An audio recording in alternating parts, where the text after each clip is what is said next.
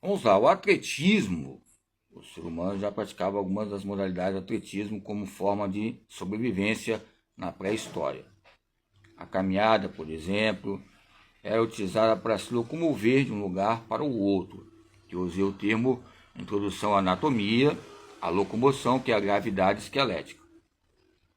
Okay? A corrida entre os saltos para escapar das presas, dos animais carnívoros, o arremesso era usado para se defender e matar animais, ou seja, era a lei da sobrevivência e a razão de viver, conforme o conformismo e conforme a maneira que era aquelas questões. Né? E muitas vezes conformismo era a maneira para sobreviver, okay? Conforme os animais estavam lá. É lógico que o próprio animal, sendo o próprio homem e a mulher, era um meio de sobrevivência.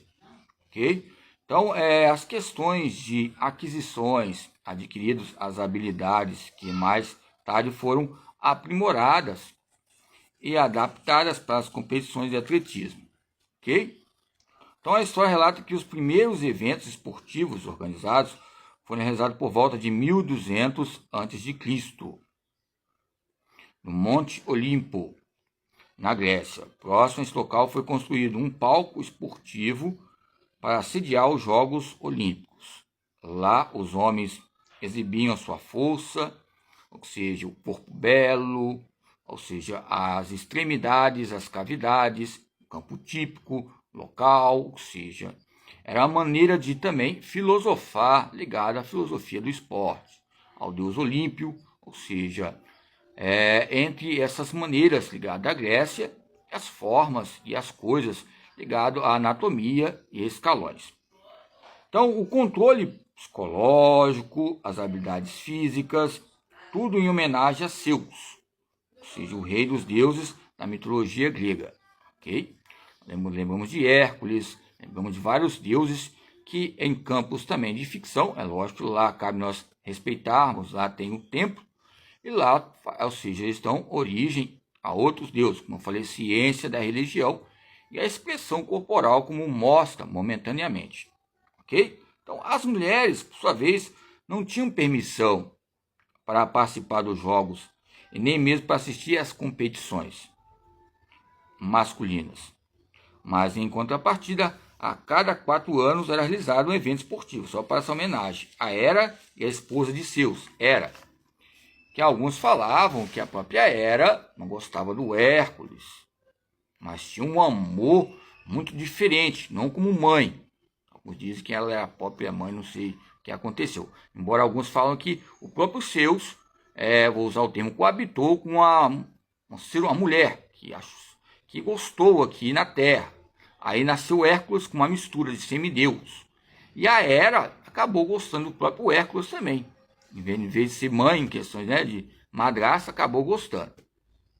Então, essas leituras e releituras da origem da maratona, entre Zeus, Hera, são fatores que podem acontecer também no nosso modo real, potencial e proximal. Então, o ano que era 490 a.C., os gregos haviam vencido os persas. Vou fazer só um feedback. E houve aquela maratona que eu falei, de 240, 35 quilômetros. A palavra faleron. Faleron, né? Que é 5 ou 6 horas e 1 hora antes. Ok? Vamos lá, só para fazer um feedback. Mas é bom termos colocado essas questões importantes entre pesquisas e vivências. Ok? Vamos lá.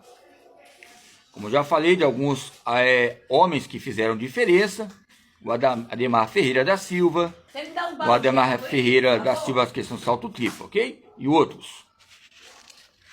Vamos lá. Sempre usando os meios de João Batista Freire da leitura e releitura da vida.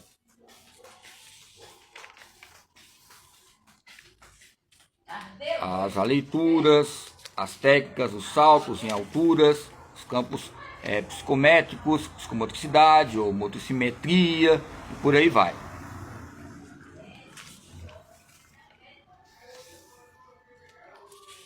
Vamos lá, hein?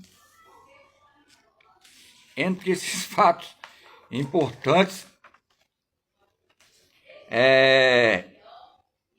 coloca fatos importantes, né, que intercalam o nosso dia a dia decorrente. Rapaz,